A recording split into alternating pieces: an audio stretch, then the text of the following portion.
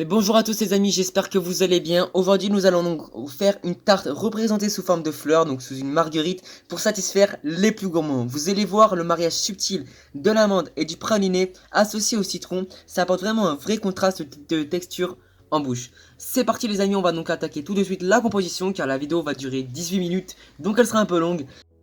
Alors à l'intérieur d'un fond de tarte très fin aux amandes se trouve une douce crème au citron surmontée d'une couronne de meringue garnie de son praliné noisette, puis d'un dôme dans lequel se trouve une onctueuse mousse aux amandes et d'un biscuit madeleine citron parfaitement imbibé. La fleur est ensuite coiffée d'un glaçage miroir jaune les amis. Donc c'est parti, on va donc directement attaquer les fonds de tarte. Pour commencer je place 100 g de beurre dans la cuve de mon batteur avec 125 g de sucre glace les amis.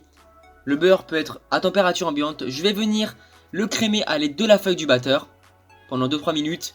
Et j'ajoute les amis un œuf. Donc c'est 50 g d'œuf battu. Je foisonne le tout environ 5 minutes.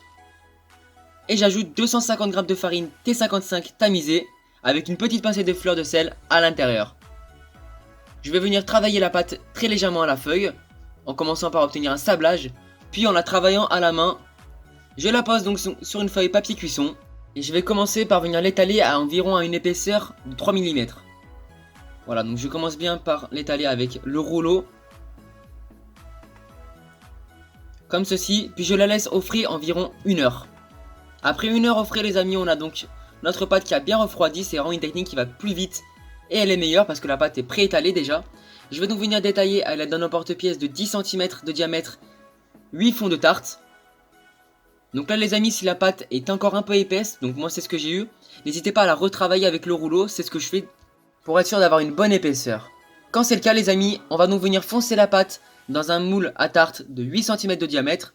Donc vous avez vu, on a vraiment une très fine épaisseur de 3 mm environ.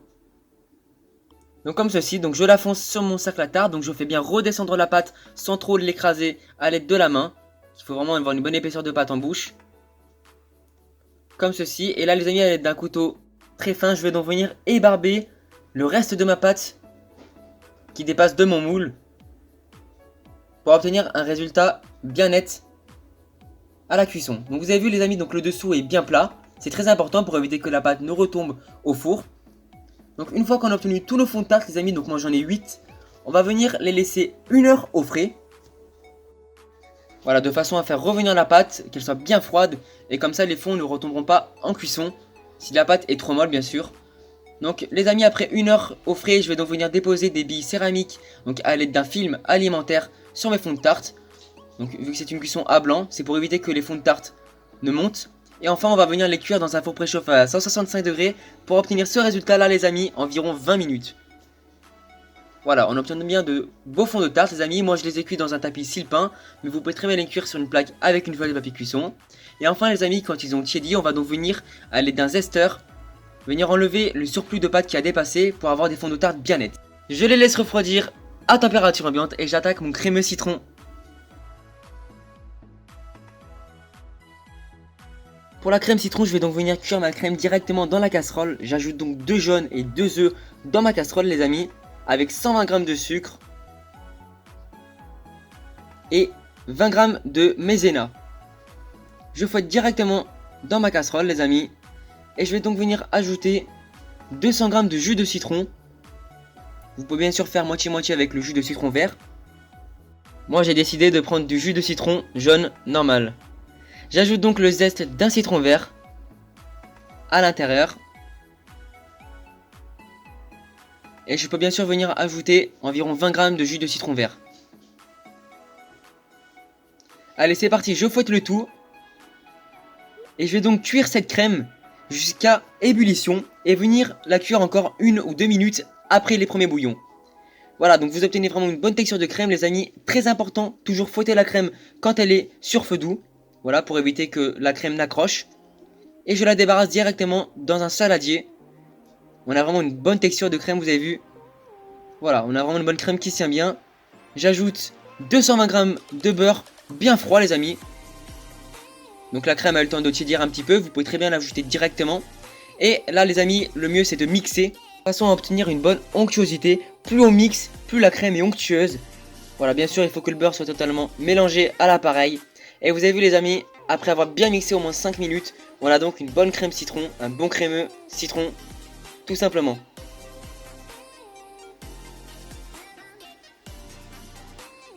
Je la laisse refroidir environ une demi-heure avec filmer au contact les amis. Et je peux donc venir la déposer sur mes fonds de tarte à l'aide d'une poche à douille. Je gagne bien le fond les amis de crème citron. Voici donc un exemple d'une seule tartelette. Et là les amis, je vais donc venir les laisser au frais ou au congélateur les amis, de façon à obtenir une meringue et une mousse la veille bien sûr. En parlant de meringue, voici la recette. Avant de commencer la recette, je vais donc venir détailler donc les empreintes pour venir réaliser mes meringues en forme de pétales. Donc moi les amis, je ne veux pas trop qu'il y ait de sucre, enfin du moins je veux pas trop qu'il y ait de meringue dans la tartelette. Donc je vais donc venir les tailler en forme de pétales, de façon à venir mettre un bon praliné au centre de cette meringue. J'ai donc détaillé 8 cercles les amis de 12 cm, donc à l'aide d'un emporte-pièce de 12 cm. Et là les amis, je vais donc venir réaliser une croix, donc à partir du centre. Une croix, puis une autre croix dans les diagonales les amis. Voilà, de façon à ce que celle-ci se rejoignent au milieu. Et là les amis, en plein centre, je vais donc venir détailler à l'aide d'un emporte-pièce de 8 cm de diamètre un autre cercle les amis au centre. Je retourne bien la feuille les amis pour éviter les coups de marqueur. Et je la laisse de côté. Dans la cuve les amis, j'ai donc ajouté 175 g de blanc d'œuf, j'ajoute 175 g de sucre. Et je vais donc venir monter ce mélange à 50 degrés au bain-marie sur feu très doux tout en fouettant. Je bats cette meringue les amis, donc là vous n'avez pas vu ça au montage, parce que battre une meringue les amis, vous savez faire.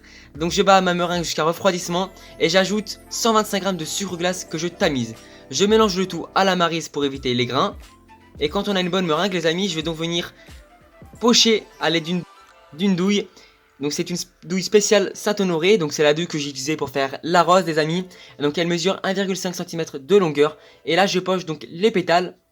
Donc sur les petits traits donc, que je me suis fait les amis, ça va faire des pétales de 3 à 4 cm de longueur.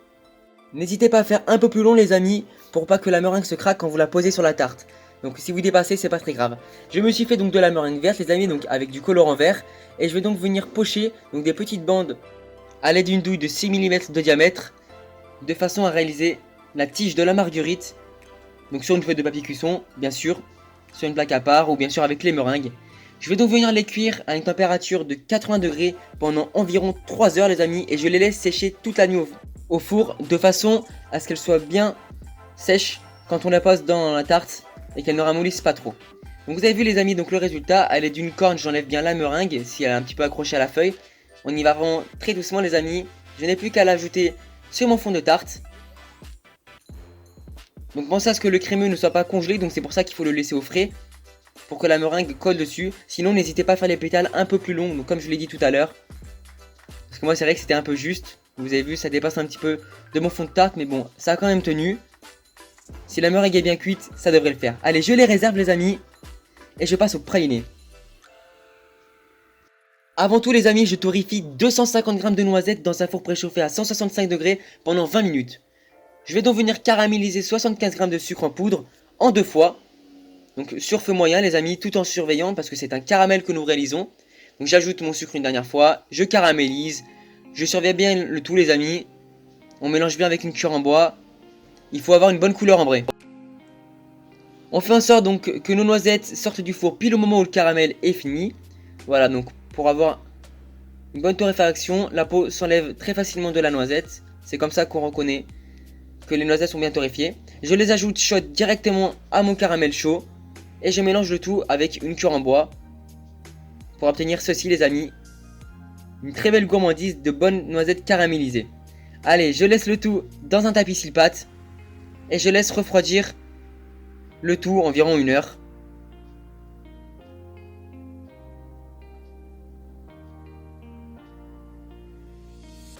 Voici donc le petit zoom sur les noisettes. Donc c'est vraiment de la gourmandise hein.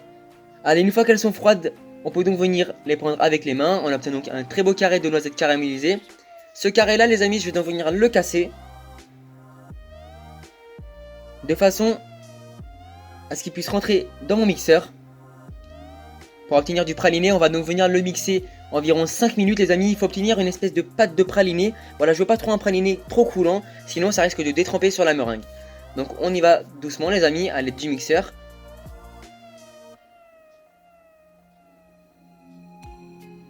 Allez, comme ceci. Voilà, on a donc une très bonne texture. On ajoute 1 g de fleur de sel et bien sûr un petit peu de poudre de vanille. On mélange le tout avec une cuillère. Bien sûr les amis, vous pouvez très bien ajouter une gousse de vanille dans le caramel, hein. Voici le résultat, donc c'est vraiment la texture que je souhaitais avoir. Voilà, il est pas trop coulant les amis. On a une très bonne pâte de praliné. Donc je vais donc venir la pocher directement sur mon crémeux, donc qui je vous rappelle n'est pas encore pris totalement. Voilà, et là les amis je vous conseille d'en mettre un petit peu moins parce que quand j'ai posé mon dôme le praliné se voyait un petit peu. Je réserve les amis et voici le biscuit madeleine citron. Avant tout je commence par venir faire fondre 100 g de beurre sur feu doux. Allez les amis, donc dans 2 œufs je vais donc venir ajouter 100 g de sucre et fouetter le mélange jusqu'à ce qu'il double de volume. Voilà, qu'on a un mélange bien blanchi et bien aérien. C'est là qu'on va vraiment voir la texture du biscuit. Voilà, on va vraiment avoir un biscuit aérien. Je tamise donc par-dessus 100 g de farine les amis, avec 2 g de levure chimique donc à l'intérieur. Et bien sûr les amis, je n'oublie pas le zeste d'un citron vert. Donc que j'ajoute directement dans la cuve de mon batteur. Je refouette le tout jusqu'à ce qu'on ait une bonne pâte. Et j'ajoute donc mon beurre qui a bien sûr refroidi donc dans la préparation tout en fouettant. Et on doit vraiment obtenir un biscuit bien lisse. Vous avez vu les amis, on a vraiment un biscuit à madeleine. Très aérien et très lisse. Je le mélange donc à l'aide d'une maryse. Pour mélanger les poudres au fond. Et je peux donc venir le placer donc autour d'un cercle de 20 cm graissé les amis. Sur un tapis cile-pâte ou une feuille de papier cuisson. Et je le cuis 12 à 17 minutes à 180 degrés. En attendant, c'est le parfait moment pour réaliser un sirop. Dans 200 g d'eau avec un petit peu de colorant jaune pour faire le citron, j'ajoute 100 g de sucre. Et je porte le tout à ébullition. J'ajoute ensuite 10 g de jus de citron. Après avoir porté le tout à ébullition, je débarrasse ce sirop chaud dans un bol. Mon biscuit madeleine est bien cuit les amis, donc il a une bonne coloration dorée. Donc je l'ai enlevé du four après 15 minutes de cuisson. Je débarrasse le cercle bien sûr. Et je le laisse refroidir 1 heure les amis. Après 1 heure, je vais donc venir détailler à l'aide d'une douille de 3 cm de diamètre des petits biscuits. Vous avez vu les amis, ils sont bien épais, c'est très important d'avoir un biscuit épais. Donc je détaille 8 petits biscuits comme ceci les amis. Le reste, vous pouvez très bien le garder pour le goûter bien sûr. J'enlève donc la partie du dessous pour avoir que du moelleux les amis. Comme ceci, on a toujours un biscuit bien épais bien sûr. Et là, je vais donc venir le plonger dans le sirop, donc d'un coup d'un seul. L'essorer les amis et le placer dans une assiette. Donc bien sûr mon sirop est à 30 degrés. Comme ceci, comme ça on aura un biscuit bien moelleux au citron. Allez, je laisse le tout de côté et j'attaque ma mousse aux amandes.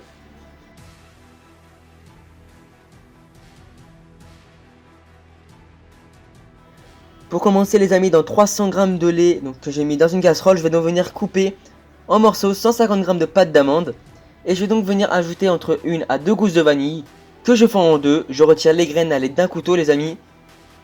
Une gousse bien grasse les amis que je place dans mon lait d'amande. Je vais donc venir pour commencer à faire frémir ce mélange de façon à faire fondre la pâte d'amande. Donc pensez à toujours remuer avec une cuillère en bois. La pâte d'amande va fondre au bout d'un moment, vous allez voir. Une fois que mon mélange est juste chaud, je laisse infuser environ 30 minutes pour bien développer l'arôme de la vanille. Et bien sûr, la saveur de l'amande. J'ai donc placé les amis dans un petit bol, donc en attendant vous pouvez très bien faire ça. 6 g de gélatine en poudre que j'ai mélangé à 30 g d'eau froide. Vous pouvez bien sûr faire tremper 3 feuilles de gélatine. Je réchauffe mon infusion sur feu doux jusqu'à obtenir une belle ébullition. Et là je vais donc venir blanchir 80 g de jaune avec 60 g de sucre semoule. Je blanchis bien le tout et je peux venir donc placer mon lait d'amande chaud à l'intérieur les amis, donc tout en fouettant, et venir retransvaser le tout dans ma casserole. On va venir cuire ce mélange à 80 degrés de façon à obtenir une crème anglaise tout simplement. Donc on ne dépasse pas les 82 degrés, c'est très important, on fait ça tout en fouettant. Une fois qu'on a obtenu les 80 degrés, j'ajoute ça dans un bol et j'ajoute ma gélatine en poudre qui a bien pris au frigo. À ce moment là vous pouvez très bien ajouter aussi les feuilles hydratées bien sûr. On mixe le tout les amis. J'ai monté 300 g de crème chantilly, donc je l'ai pas mis au montage les amis, on faisait tous monter une chantilly. Je l'ajoute dans mon mélange froid, attention les amis, mon mélange a bien refroidi à 30 degrés. Et j'ajoute en 2 fois, donc ma chantilly, je commence à la maryse. Et je retransvase le tout dans ma crème chantilly, pour qu'on ait un bon volume de mousse d'amande. On fait ça à la maryse les amis, on y va vraiment de bas en haut, de façon à ne pas faire descendre la préparation. Voilà, on apporte bien de l'onctuosité à la crème, de façon à ce qu'on ait un bon volume de mousse. Et voici donc le résultat. On a une mousse bien onctueuse, les amis. On voit bien les graines de vanille. Dans des moules demi-sphères de 5,5 cm de diamètre, je poche donc un tiers de mousse d'amande à l'aide d'une poche, tout simplement. Je place mon biscuit citron qui a bien imbibé à l'intérieur, donc tout en appuyant sur la mousse. On le place bien au centre, surtout c'est très important, parce que sinon vous allez colorier la mousse et c'est pas ce qu'on veut. On place donc un tour de mousse pour éviter les bulles et on lisse avec la poche. Voilà, un petit tour de mousse toujours. Et on rajoute de la crème au-dessus.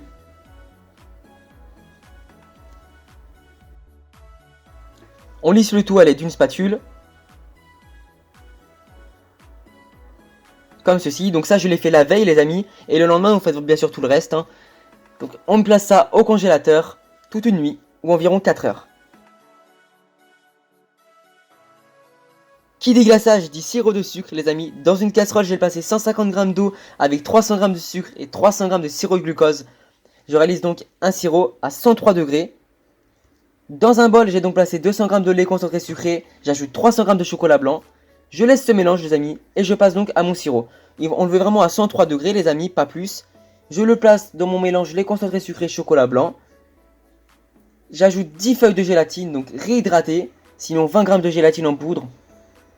Et je place donc une petite touche de colorant jaune en poudre ou en gel. Je mixe le tout jusqu'à avoir une bonne préparation bien homogène. Et on a un très beau glaçage miroir jaune, bien sûr. Je le laisse donc refroidir à 30 degrés. En attendant qu'il refroidisse à 30 degrés, je démoule mes demi-sphères donc, que j'ai fait la veille. Je les place donc sur une grille de façon à les glacer.